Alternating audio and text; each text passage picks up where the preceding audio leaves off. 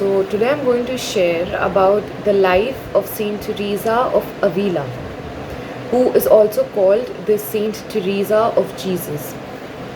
So, she was born on a small village called Avila in Spain in 1515. She lived during a time where women were not allowed to pursue any other career but only a homemaker. She was a Spanish mystic writer and reformer of the Catholic Carmelite order.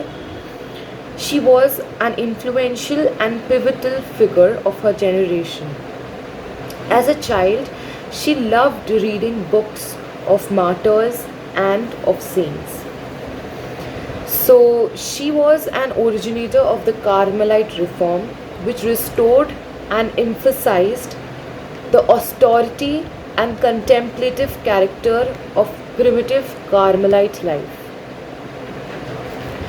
She was elevated as the Doctor of the Church on 1970 by Pope Paul VI. There are so many beloved saints named as Teresa, like Saint Teresa of Calcutta, Saint Teresa Benedicta of the Cross. But Saint Teresa of Avila is called the greatest of all Teresa. The absolutely legendary woman lived a life of holiness. There are many reasons why what she teaches us and why she gives us these teachings. As a young woman, Saint Teresa began to pray in a meditative form. She had a conversation with God, which is often known as mental prayer. She had a deep friendship with Christ, and the love for God blossomed accordingly. Once she fell ill, she had malaria, for which she couldn't pray. She actually lost what she had. She couldn't concentrate in prayer. So by like that she lost all her mental peace. Her physically she was ill, she was suffering, and mentally also she suffered. Fortunately, she found a holy father to whom she confessed all her sins. And after confessing, she prayed to the God so that she could again meditate and pray the same way she used to do. She again started praying, and after that she never lost that what she got from the Lord. My dear brothers and sisters, by this the teaching of Saint Teresa of Avila, we get to know that we should keep praying. If we don't pray, we forget what Christ is. We lose that relationship with Christ. We lose what we had. Also, she says that she gives a best advice in praying, like silence and solitude help in prayer. Now, for example, let's take an example. A student likes to study in library because it is a place which is quiet, which does not let him get him distracted, so he can study there. At the same way, we should pray in a room which is silent. That doesn't mean that we need a barren island to pray. We just need that one corner of the room in which we can sit and we can pray. We can have a talk with our Lord.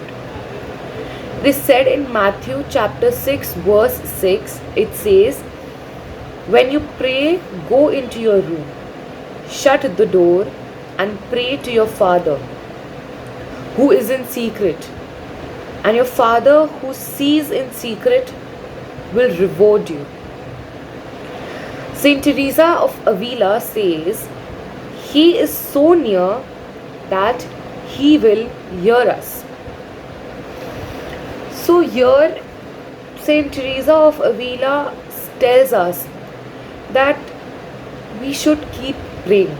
We should never go far from our Lord. Because if we pray, if we take that moment and pray in silence, He will hear us because He is near. One of a quote of Saint Teresa of Avila says, "Prayer is an act of love. Words are not needed. Even if sickness distracts from thoughts, all that you need is the will to love." She was There are several volumes of poetry that Saint Teresa of Avila has written. One of her poetry is, "God alone is enough. Let nothing upset you. Let nothing startle you. All things will pass. God does not change. Patience wins all it seeks. Whoever has God lacks nothing. God alone is enough." By the life of Saint Teresa of Avila, we get to know that after after so many distractions, she was not with God for a while. She was ill. She was not mentally fit, not physically fit. But when she realized her mistake, she went back to God and she started praying. My dear brothers and sisters, we should keep praying to the Lord no matter whatever distracts us, no matter whatever happens. We should keep praying to our Lord. When Saint Teresa of Avila died, she died on 4th October at the age of 67.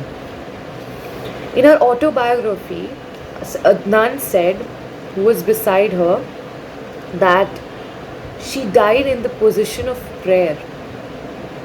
And when God was taking her away, then it felt in her face that she had that smile, that peace. And she was having a conversation with God. And she went happily because she had the connection with God through prayers. If we don't pray, we don't have the connection with God. It is very difficult for many of us to pray. There are many distractions coming in our way. Maybe studies, job opportunities, job pressure, college pressure, exams, many things. But if we don't pray, we will not succeed in any of these. If we pray, we will stay close to our Lord, like Saint Teresa of Avila was. So we should keep praying. Amen.